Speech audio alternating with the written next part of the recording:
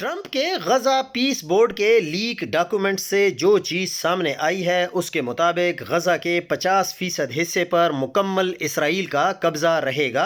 क्योंकि वहाँ पर इसराइल ने 48 से 50 फ़ौजी तनसीबात कायम कर ली हैं और इसराइल वहाँ पर मलबे को उठाकर मज़ीद तनसीबात बना रहा है। गजा पीस बोर्ड में ट्रंप ताहयात चेयरमैन हैं और इस बोर्ड के मेंबरान ट्रंप के दामाद मार्को रोबियो और उस तरह के चंद लोग शामिल हैं। इस प्लान में कोई भी चीज़ ऐसी नहीं है जिसमें आज़ाद फ़लस्तीन रियासत या इस रियासत के दिफा से मुताल्लिक कोई भी बात सामने आई हो। हमारे जो मौलवी साहिबान हैं निज़ाम मुस्तफ़ा के लिए इकट्ठे हो गए थे, क्योंकि अमेरिका की मर्ज़ी थी, इसीलिए काम पूरा होते ही निज़ाम मुस्तफ़ा भूल गए। वकला अदलिया की आज़ादी के लिए इकट्ठे हो गए थे, मगर एक बंदे की बहाली के बाद मकसद ही भूल गए। तलबा अयूब खान के ख़िलाफ़ निकले, मगर आज वो जानते हैं, बिल्कुल भी जानते नहीं हैं कि उनकी ज़िम्मेदारियाँ क्या हैं। मीडिया नवाज़ शरीफ के लिए अदालत जा पहुँचा था, मगर आज अपने लिए भी कहीं नहीं जाता।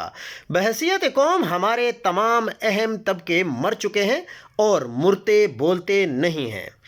आखिर जी, हम ट्रंप के पीस बोर्ड में अगर शामिल ना होते तो ट्रंप के गैज़ो गज़ब का सामना कैसे करते?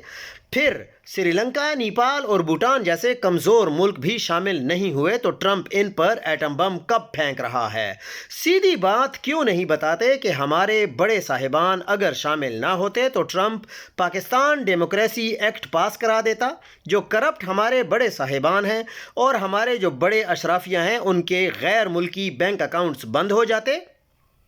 उन पे इंसानियत के ख़िलाफ़ जराइम में मुलविस होने के केसेस खुल जाते, धांधली ज़दा हुकूमत को जायज़ तस्लीम करने से इनकार हो जाता, यानी लूट मार का मौका भी ख़त्म और पिछला लूटा हुआ माल भी ज़ब्त हो जाता। गंदा है पर फिर भी बड़े लोगों का धंधा है। अपनी अयाशियों और लूट मार के लिए फ़लस्तीनी का खून बेचा गया, साफ बात नहीं की जा रही। अंसार अब्बासी और उस जैसे दीगर अस्करी तबसरा जो निगार हैं उन्होंने